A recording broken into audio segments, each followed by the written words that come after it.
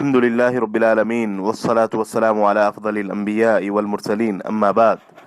حضرت ابو ہریرہ رضی اللہ عنہ سے مروی ہے کہ رسول اللہ صلی اللہ علیہ وسلم نے فرمایا، لوگوں میں دو کام ایسے ہیں جو کفر ہیں، ایک تو کسی کے نسب پر طعن کرنا اور دوسرا میت پر نوحہ کرنا۔ اسے امام مسلم نے اپنی صحیح مسلم اور امام احمد نے اپنی مسند احمد میں روایت کیا۔ حضرت عبداللہ بن مسعود رضی اللہ عنہ سے روایت ہے کہ رسول اللہ صلی اللہ علیہ وسلم نے فرمایا، لیس منا من ضرب الخدود وشق الجیوب ودعا بدعوى الجاہلیہ، جو شخص صدمے کے وقت چہرے پر دھوتڑ مارے، گریبان پھاڑے اور جہالت کے بول بولے، وہ ہم میں سے نہیں۔ اسے بخاری و مسلم نے روایت کیا۔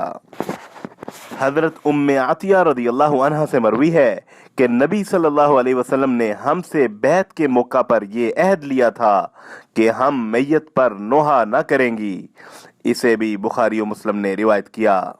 نوحہ اور ماتم کیے بغیر رونا فطری عمل ہے۔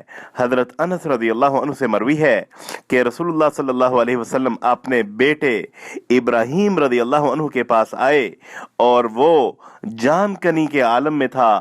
پس آپ صلی اللہ علیہ وسلم کی آنکھوں کے ساغر چھلک پڑے تو حضرت عبد الرحمن بن عوف رضی اللہ عنہ نے آپ سے کہا، اور آپ بھی روتے ہیں یا رسول اللہ صلی اللہ علیہ وسلم؟